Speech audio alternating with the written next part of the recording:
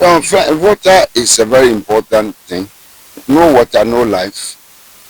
This water body or this river, okay, I'm the president of Friends of Rivers. This water body, we are supposed to enjoy it with the breeze. As we are standing here, you can see the breeze. You can see the birds. Migrated birds would have come here when the weather changes over there. And then this place, we could have even used a boat to go to the other side. That was the original intention of the developers of this city.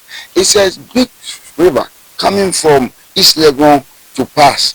But when people started building, you see, walls are broken. They block it. You see, that big wall is broken because people have built so close to the water body. We have been advocating since 1989 that don't allow people to build so close to the water body. But the assemblies will allow it. You see, the assemblies, I don't know what we should do to them. Whether we should change them and find new people to manage. We have gone there several times. We have put it on TV. We have gone to call them. They won't mind. Where I'm living, there was somebody building. He put sand on the road. I called UTV. They came there. You put it on the screen. The man told me that they have come to see them. That's what the engineer told me. In your here. Oh, my friend, in advocacy, what we do is that when we see something, we put it up. Okay, sorry to say, if you have insulted somebody, you will hear. So when you say something which is good, why would nobody somebody hear? It's not about president. It's about the chief, the development control officer. It's about the city engineer. It's about the civil servants at the place. Okay, these are the people who are not doing their work. If they are doing their work well, this thing will not happen. Look at the sun. Look at the waste. People's waste from people's house. Plastic waste, metal waste, fridge, ties. Everything is thrown into the water body. Can they one day, just keep somebody when it started drizzling and rain and arrest one person and prosecute? If they do that, it will stop. See, we cannot complain all the time that this and this and this and this. And today, there's a new municipal chief executive in, is it Accra? Is it Accra? Mayor. The mayor. He started this congestion. The other one started, the regional minister started, and the whole people, his own people say stop. And then they made him stop. I'm pleading with you that don't stop this man from doing what he's doing. Because this thing has been a vicious cycle. Every now and then we'll stop. It's like a vulture. We are not doing well. If we don't stop it today, it's becoming more. And the sad thing is that when people put sand on the road, blocking the road, you see, the law of causing public nuisance, nobody does anything. When they are called an officer, peace officer, that this man is causing public nuisance, he can cause accident, arrest him. He didn't arrest. What can I do? So some of these things we tell people. But most importantly, if we, the citizens, don't advise ourselves and continue to do it, when the flooding came, I didn't see anybody working at the assembly, the big people who had any problem. No. The people who are in the comfort zone, they don't care. But if you know that what your actions and inaction can affect you, you have to take over. You have to do something that will preserve life. And all of us, we serve God, we call God. Anything that you are doing that will affect somebody negatively, that can threaten somebody's life, you have to be careful. Because we'll be answerable one day. I always say that 99 days for thief man, 1 day for master. One day you will come before the judgment throne of God. And your actions and inaction will be way before God. Whether good or bad, you go there. So we have to be careful what we are doing. Because why do you live in a place knowing somebody is living downstream and you throw waste into the thing to go downstream to affect somebody? Does it make sense? No. Does it make meaning? No. Why do you do that? So if nobody will arrest you, so you want to destroy the city, look at what is happening. Everybody is crying now. But then also to my friends, the journalists, we should not do it in one day. The one day when the problem comes, fire service approach, but we should be talking about it daily. Okay, when these things are happening, we should caution them.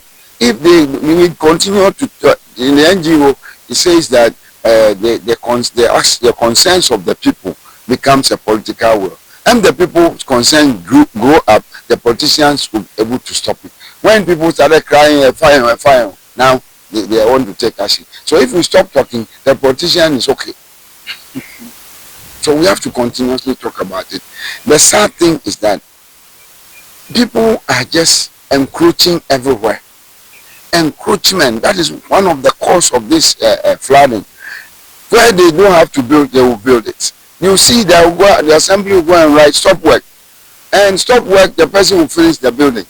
How can stop work? We know where the person is building is wrong. Stop work, the man will finish building and plaster it. What is this? People say that stop work is means come and see me. Okay. And so when you see him, the stop work is there. He has done his work, but continue. Okay. So please, this shouldn't happen in the 21st century. The last thing that I will say is that we are compounding the problem. Okay. We are compounding, and then very soon the problem will be embarked. We can't do anything about it. Because every day we are doing something that will cause flooding. We are to harvest rainwater, so that the situation in our country, we are crying for water. We should harvest rainwater to wash our car, to do certain things, but we don't want to do it. So every water is coming down at once. We are cutting the trees that can also help harvest the water in the city. All the mahogany trees, every big tree in East Legon, in Cantonment. And the sad thing is that when people buy a land in airport residential, they cut all the trees and nobody say anything. That is a community forest area. See, for the airport, the trees there are to absorb the carbon from the airplanes. But people are sitting there. The EPA is sitting there. They are seated. They don't care. Nobody cares.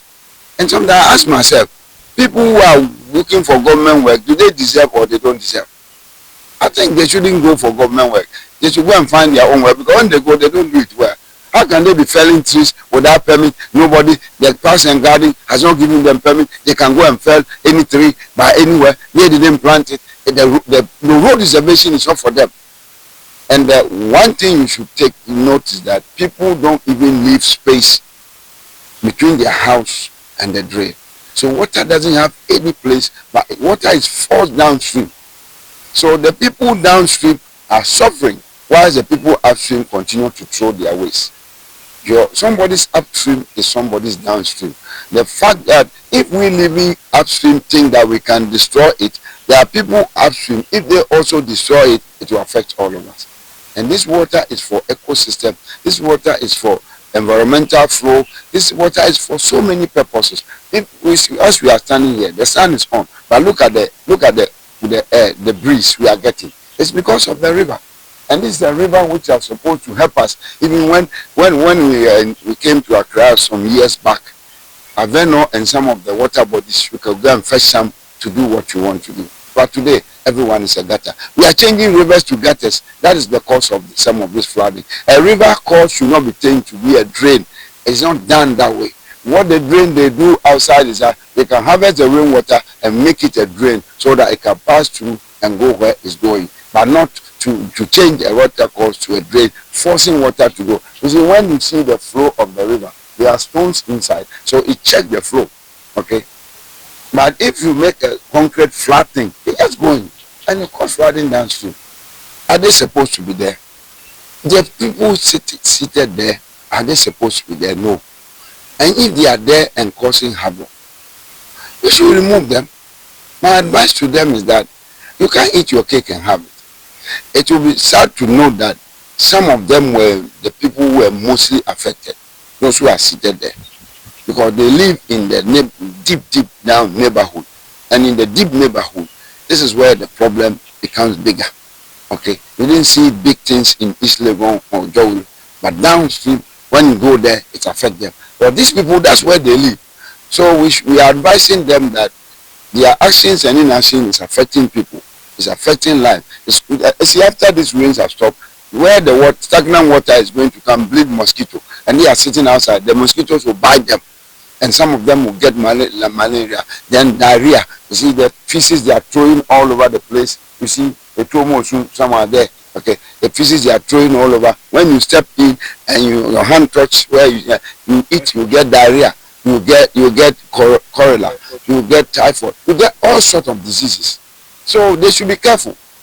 But I think we should not be allowing people to trade along the road. The assembly must do its work. That's all. If the assembly is doing its work, this thing will not happen. Sometimes we take it very far to the government. Assembly is the governance to the doorstep of the people. So they have to govern the area they have been given. East Legon here, Jolu East Legon. It's supposed to be one of the best places. What are they doing here? People are building by heart. Okay? Go to what is what do you call Villaggio when you are entering. They have taken all the land, even including the walkway. Why? Everybody is paving this out with tiles. No space for water to the land cannot breathe. If the land cannot breathe, water cannot go there. And so every water is forced to find a place. Water will find its course. When it finds its course, then it's causing havoc. Please, we beg Ghanaians, we should have mercy upon ourselves. This is one of the best countries. If I'm not afraid, I'll say the best country in the world. We have everything. You don't have to go through what we are going through. Advise yourself. There's a man in Obuasi called Tuhunfo. So please, Tuhunfo. But what about them? You are more than. Then to your home.